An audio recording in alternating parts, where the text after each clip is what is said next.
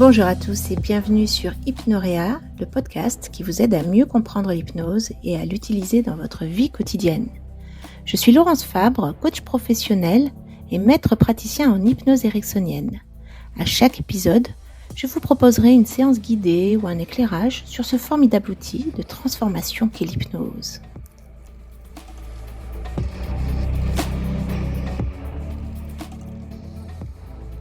Et pour commencer, je vous propose de voir ensemble ce qu'est l'hypnose et pour quelles raisons cela peut être un outil intéressant dans votre quotidien. Alors d'abord, qu'est-ce que c'est que l'hypnose ? En fait, l'hypnose, ça correspond à un état de conscience modifié, un moment où le cerveau va ralentir son mode de fonctionnement, il va émettre des ondes cérébrales. Ces ondes, on les appelle les ondes θ. C'est un état finalement qui est entre la relaxation et le sommeil. C'est le moment où votre cerveau ralentit et est presque sur le point de s'endormir.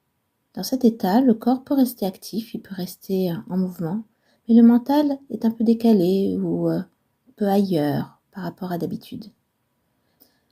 Vous vivez cet état naturellement sans même y penser dans votre quotidien. Quand vous êtes dans un train ou dans les transports en commun, vous vous dites « Ah bah ça y est, je suis déjà arrivé », vous n'avez pas vu passer les stations parce que c'est un trajet que vous faites souvent et donc vous êtes un peu en mode pilote automatique. Ou bien si vous êtes absorbé dans un film ou dans un roman et que vous êtes complètement associé aux émotions du héros, lorsque finalement vous oubliez un peu quelle est votre situation à vous et vous êtes transporté dans un autre monde.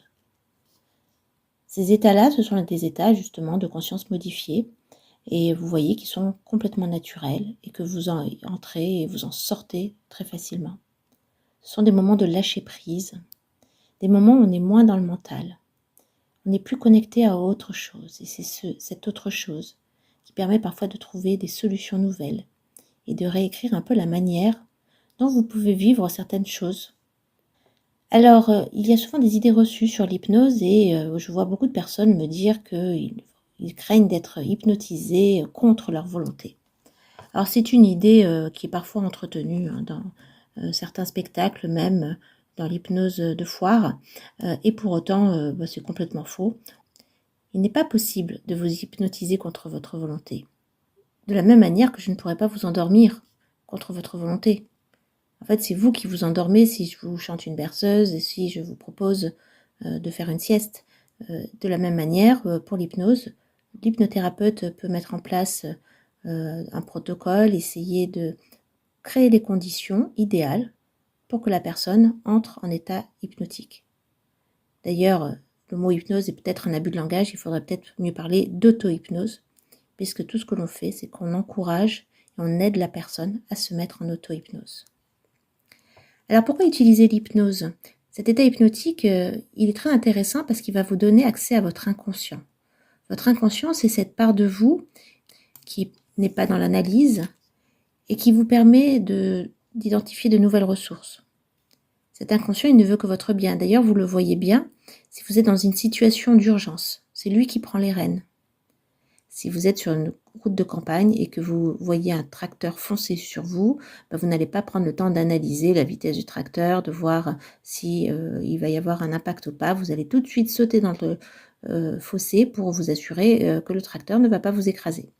Alors, c'est la même chose pour toutes les situations d'urgence. Notre inconscient, il est là. Il est rapide, il est très protecteur et il est instinctif. Et donc, l'hypnose, elle permet d'aller chercher cet inconscient qui est peu accessible lorsqu'on est complètement conscient.